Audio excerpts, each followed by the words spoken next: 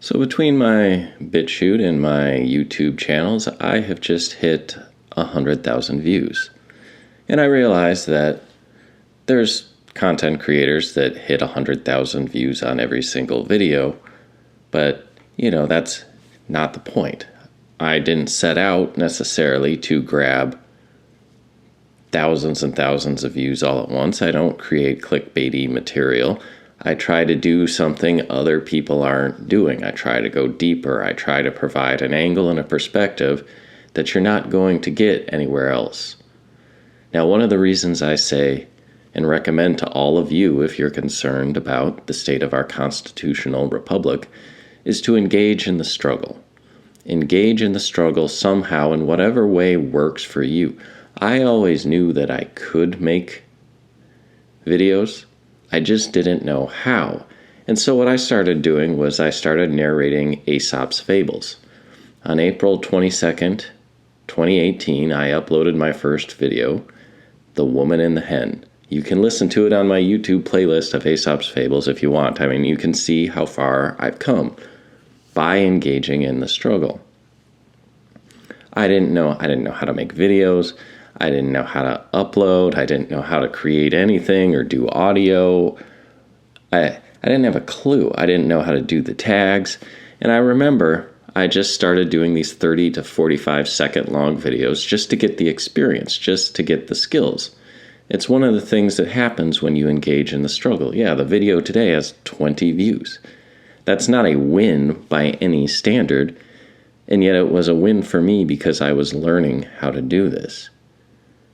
I remember I went and I could watch my analytics, and I'd got 10 to 20 of these things out, and I started getting 1 view per day. 1 view a day. People would laugh at that, but then I remember I went to 2 views per day a few weeks later. I thought I just doubled my audience. I got my first subscriber off an audiobook narration of John Fisk's Witchcraft in Salem Village. She was a commenter in, I think, Stephen Molyneux's channel before they banned him. And that was it. I looked around. I saw the Russia hysteria. I saw the lying of the media. I saw Alex Jones getting disappeared. And I thought, well, I got to do something,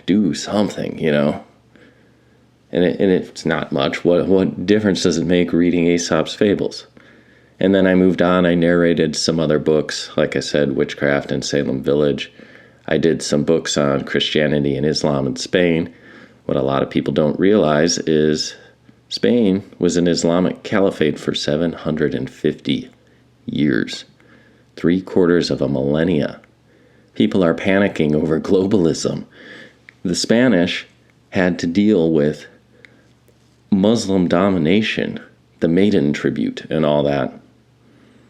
For almost 1,000 years, they had this hanging over their heads, and yet they resisted it, and they recovered their country. Spain is for the Spanish now, all right? And there was many heroes. El Cid, I narrated a book on El Cid. There was many heroes throughout this period of time. So the black pilling, or as I call it, the useless pilling, it's almost worse than an opponent at that point. It's someone that just refuses to do anything, refuses to see any silver lining, refuses to, they just want to ankle bite, right? Like, oh man. But anyway, so I continued working on the channel, getting a variety of videos out, things that are interesting to me, building the skills, learning how to talk, learning how to find articles that were interesting. You do research, and then you have to talk about it. You find you learn a lot more about the material if you've got to sit here and explain things. You have to carry the show. If I stop talking and scratch my head, the show ends, right? Nothing's happening. You got to pace things. Here by November 3rd, 2019, I was doing videos on LARP against the machine, reuniting to LARP for the machine. And I have a very interesting comment down there well before we ever heard of Kuro News. Imagine if they raged against government mandated, well, I hesitate to say the word now because the censorship has gotten so bad. But I wonder if many of these people that were hating on me because they like the music have rethought about a lot of things after seeing what they've seen. And no pushback is too small. One of the things they talk about in Dictatorship to Democracy, another book I've narrated, is just the importance of fellowship, the importance of communities. Like maybe you're a little old lady. I've had some that regularly watch the channel that I've talked to over the years.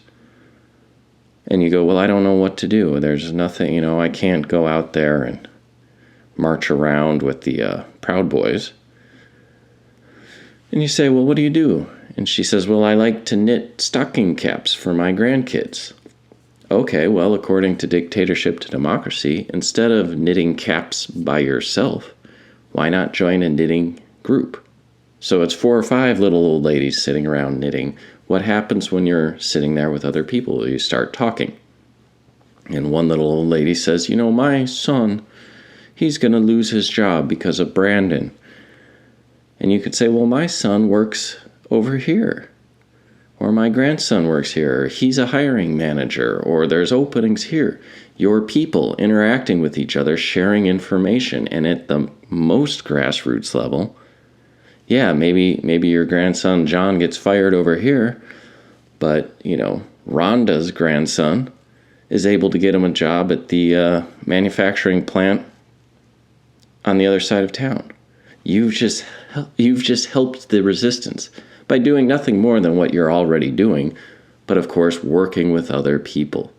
Community is the strength that helps us resist tyranny because we're the point of globalism is to atomize us all, right? Live in the pods, eat the bugs. There's no institution of marriage. There's no uniting faith, no Christianity, no traditions, no cultural bonds, no borders. You just will be like Hillary Clinton said.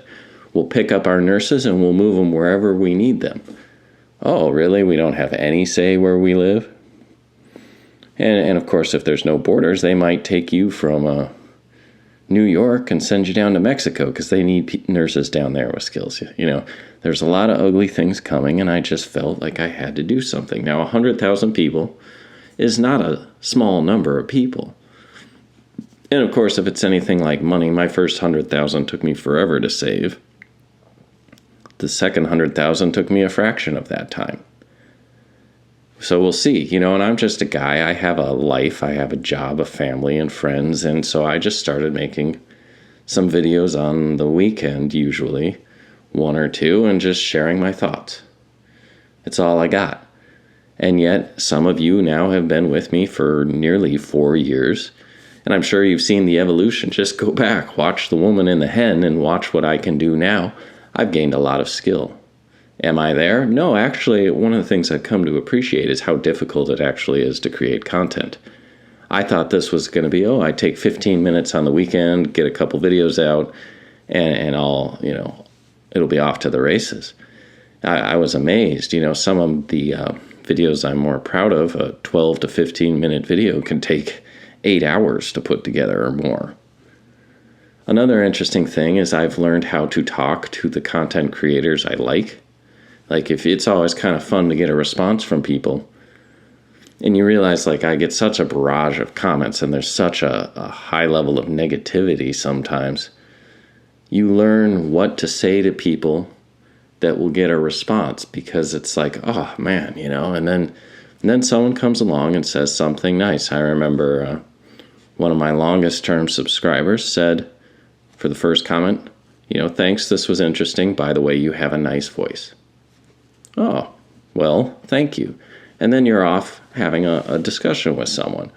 And so I'm able to do the same thing with content creators I like. You catch the video shortly after they post it when they're still maybe reading the comments and seeing how it's going.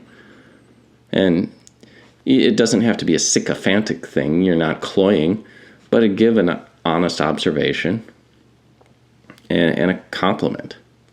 It is nice to hear nice things because you realize how much work goes into it.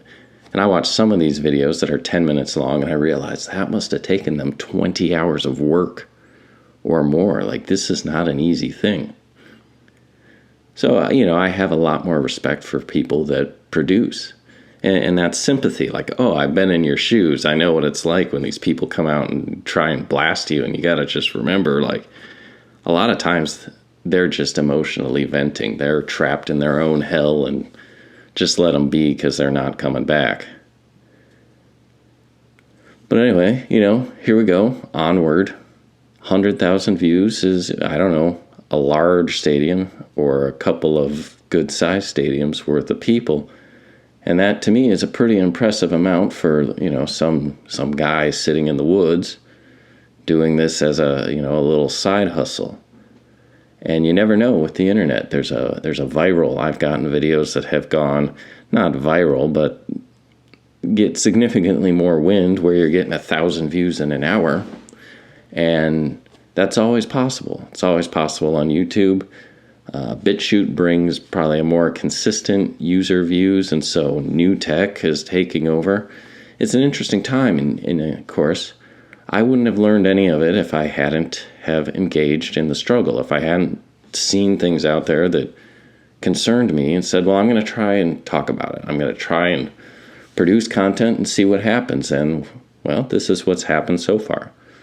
And we'll see what happens in the future.